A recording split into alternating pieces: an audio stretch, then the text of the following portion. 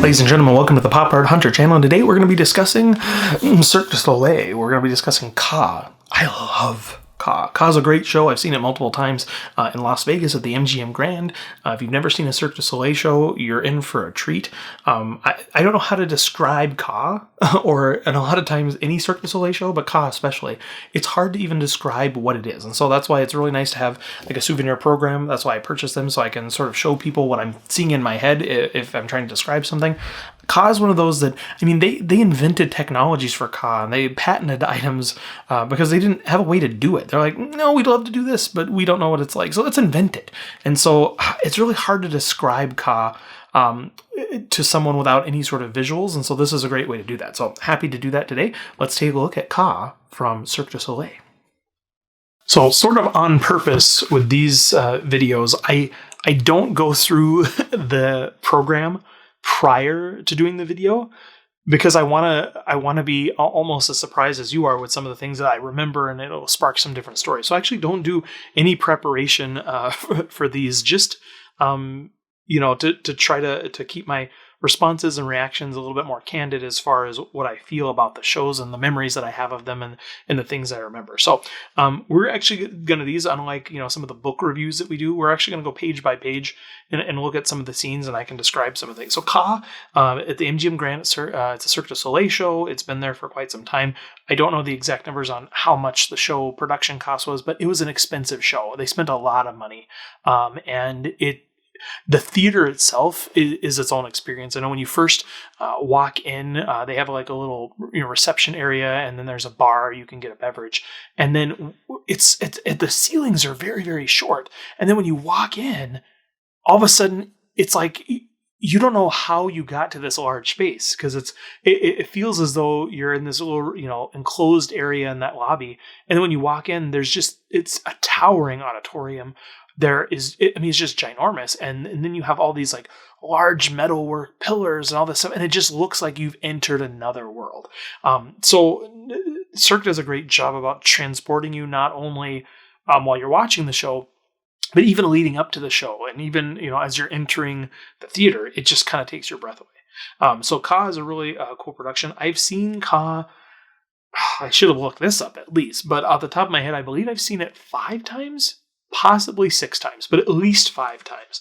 I really enjoyed KA. It was one of the first productions I saw that was really professional in nature. It was the first show I saw in Vegas, period. It was the second time I went there, and it's kind of neat. So, yeah, and see, this is what I'm talking about.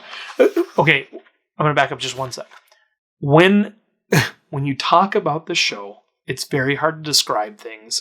So that's why the visuals are so important. And this is the perfect example of that show. So when I talked about all this metal work and this like industrial stuff, this is like, I don't know how big these are, but this is like, 30, 40, 50, 60 feet high in the air, the scaffolding that is just, it's just a massive thing. And these are all walkways where cast members can walk. You'll have people rappelling from the ceiling, and this is all around you. It's just a really neat experience. One of the things that is within the theater itself, you have, here's the stage area, and then you have your seats that kind of go around and face this way. The seats, as far as I'm aware, are a giant surround sound system. So, you have speakers in your seat on either side so that you can hear the audio from the show, which they have a live music, they have live everything, and that's fed through the seat itself. But let's say that something whooshes by from the house right all the way to the house left. It, I believe, starts in the seat that's furthest to the right and then progresses to the speakers on this next seat and progresses through. And so you feel like you feel the whoosh through the auditorium. It's just really hard to describe, but I believe that's how the audio system, I believe I was talking to one of the workers there, and they were kind of describing how some of that stuff works. It's just a really neat, neat theater. Now, it's kind of hard to see in this photo, the stage. It looks like a very small, little tiny stage. But as we get a little bit further, that will be explained a bit more. So the costumes and the various elements in Cirque are always pretty, unique, and they're pretty lively and kind of, each Cirque show has its own style. And within a Cirque show, you have individual styles for different scenes or different areas or different atmospheres. But, the costumes really shine here because there's not much of a set. Beyond that metal work, there's not really much of a set at all. The set sort of evolves over time. The story, there is a lighter story. I think every Cirque show has a story, but it's a story. It's a loose story, in my opinion. At least I can't follow them as nicely. This one I was able to follow. There's two twins. One is kidnapped, and it's sort of a rescue story about that, and so it's easy to follow. They do not use I believe it's sort of a gibberish language that they use. I mean, they don't speak English or any language I'm familiar with, and unless I'm completely off base. But I believe they kind of speak a Cirque du Soleil language of sorts, and so you have to listen very carefully, and you have to hear the voices and the emotions of the actors and the movement and the costumes and everything together to sort of put together the story. So again, the visuals are really good. The makeup in Cirque du Soleil shows is pretty incredible. They do a great job with making the characters up and making them look unique and different. The villains, I'm a villain guy. I love villains in shows, and the villains in these shows are just cool. I mean, the kind of head to toe tattoos and the costuming, they look really evil, and they got these bows and arrows, and I mean at times they'll be within the audience shooting bows and arrows at the stage from the audience. So if you can see here, and I'm sure I'll get an example later. You can see here there's this kind of like little boat, and it's within this fog. That's what this is supposed to be, is a ship that they're sailing on that sort of sinks. Now, it's not on a stage. There is no stage in KA that is permanent. So if you can see, as I showed you here, I said it kind of looks like a small stage. That is one piece of a kind of a larger element. There's some pieces that will come up and go down, but the stage itself is on this hydraulic system and moves the whole show. So it will turn sideways, it'll rotate during scenes, it'll flip around. It's just an incredible marvel. It's a great piece of technology. So in this scene, the boat is actually, the stage has gone away, and this boat has come up in lieu of the stage. So there is no stage there. It's just a voided pit, and they have this ship. And so they do acrobatics within the show. So this one, they do a lot of different kind of stunts with the ship that's kind of rocking back and forth, and them jumping back and forth and around and jumping on the poles. And eventually the ship does sink. And there's a really beautiful scene that they use motion detection where the characters are sinking underwater and the bubbles are coming out of the mouth. It's pretty incredible. And then here's my dude.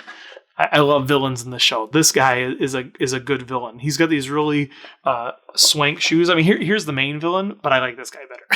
I like the guy in yellow. He's got these really cool shoes, and he kind of like walks on the tips of his toes. It's I don't know. It's hard to describe. Maybe I'll find a photo of it later. So there's a scene where they go to the beach. These are the comic relief characters. Every show kind of has a comic relief character, and then they have this caterpillar, turtle, starfish, and some crabs that actually come up out of the sand that they have on there and kind of interact with the characters, and they're pretty cool looking. They do a good job with the puppetry of characters like that. They don't really showcase this very well in the program, but again, it brings back the memories for me. There's a scene where they do shadow puppetry on the walls, and you wouldn't think shadow puppets would would do it for you. You wouldn't think that would give you any sort of entertainment or value or emotion, but they do it in a way. I mean, the talent involved with making the shadow puppets and the scale. This is a piece where the stage, which is ordinarily flat, actually rotates, and then the stage becomes where the shadows are projected on, and it's just a huge stage, and the shadows are large, they're interactive, and they come to life. It's not like a little bunny rabbit. It's a rabbit that's like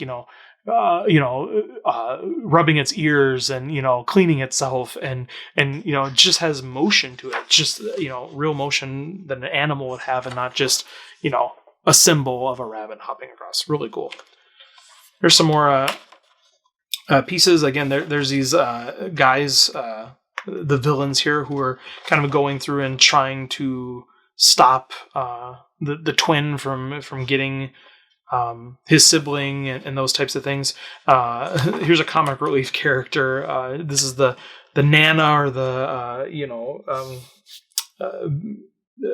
not babysitter. I'm trying to think of the nanny. There's a scene where there are villains that are within the audience, and they're shooting arrows at the stage, and it's a little bit hard to see, but the stage itself, arrows hit the stage. I mean, there's illusion to it, but the arrows hit the stage, and that becomes its own acrobatic act where the villains are climbing up the stage, but the stage is rotating and doing all sorts of stuff, and they start falling off, and they use these arrows as pegs that they can kind of loop around to get back up the stage. So it's a pretty cool area. And again, they're really they're good in this book about, kind of hiding some stuff. And I don't want to spoil too much, but this is one of those examples that I will tell you because there's no other way to describe it. It doesn't show it very well in here. There is the stage on the side, and it's completely, it's completely vertical, and they climb up it like it's a mountain. They get to the top, and there is this wintry tundra set up on the top with a tent. And then the tent turns into a bird. I know that seems weird, but it turns into a bird of sorts, which is like a hang glider. And they hang glide off of the mountain with this thing. And it's hard for me to describe with pictures because they're not, I mean, they're being a little bit cryptic as far as what's happening here. But that particular scene, like, I came home and I told, I don't know who I was talking to, a friend or a relative, and I said, yeah, and then they climbed up a mountain and there was a tent, and the tent turned into a bird, and then they flew with the bird off the mountain. And I mean, they thought that I had gotten into some medications or something. It's really hard to describe it to people and really showcase them what it's like. And this is one of those examples of how things will shift in a Cirque du Soleil show. So it goes from metal industrial work to the tundra and this ice, and then it goes to a jungle setting, and all the costumes change. There are trees that kind of pop out. There's bugs and snakes that are crawling on things, and it just changes completely the whole dynamic of the show. I believe they call this the Wheel of Death or something like that. maybe I'm just totally making that up, but you might see this. You might have seen this in traditional circus acts where they'll do this wheel. So that happens in here, and they actually put it as part of the story element. So the villain in this show is trying to make like a black powder, so that he can have a weapon. So he's trying to weaponize, and so they're making like explosives. And this is the grinder. So this is how they're grinding up or producing this black powder, is by running on this, and then it creates the powder. So they even include that. And then there is a scene. I'm not going to get too specific. You can probably find a video clip of it or something. But there's a scene where they actually have this battle between the two sides. They're kind of run towards each other and clash. But it's done in a way that is you have to see it. The stage turns into something that it shouldn't, yet it should, and then it's done in a way. I'm being so cryptic, but I mean it's not done with proper laws of physics and gravity in mind, and it's pretty incredible. I mean, it's one of those things where you walk out and you don't know how to describe it. You almost don't want to describe it. You just want to go back to the box office and get another ticket and see what you just saw, so that you can understand what you just saw. So really cool. Seeing a great cast, a huge cast. Here are the musicians. Again, they have live music. The music is pretty unique and intense, and to hear it live and have all that stuff happening live is just a pretty incredible experience. So we'll go over some other Cirque du Soleil shows. Again, I love this particular show, but I have to say I can't recommend KA enough. It's worth a see. And when I've gone a second, third, and fourth time, we don't want the second time or the third time. It was for me. When I went like the fourth or the fifth, or I believe I've seen it 6 times. I'll have to look that up. But when I've gone the fourth or the fifth time, I've seen it for other people because I want to see them watching it. I want to see their reaction as they're seeing some of the things that are happening before their eyes that really don't make a lot of sense because it's kind of almost like a magic show. They're performing illusions. Absolutely love KA. I've seen it multiple times. It holds a very special place in my heart because it was one of the first really high level productions that I ever saw. I've seen a lot of Broadway shows, but if they don't have a high special effects need, they're impressive for what they're worth, but they're not impressive because they're not doing things that are magical or fanciful or outside that realm of reality. If you see a show that's very straight-laced and people are wearing everyday clothes, that doesn't do a lot. When you see KA and you have a hydraulic stage flipping around and there's actors around you and there's acrobatics and people are flying over, there's fire, it's like stimulus overload. It's a really cool experience. If you've never seen KA, I recommend that you see KA if you're able to. I'd recommend downloading the soundtrack. I don't think you're going to get a lot of the story and the nuances of it, but they also have a great soundtrack. It's kind of a booming instrumental soundtrack. They've got some cool music, but it's not going to tell you much about the show.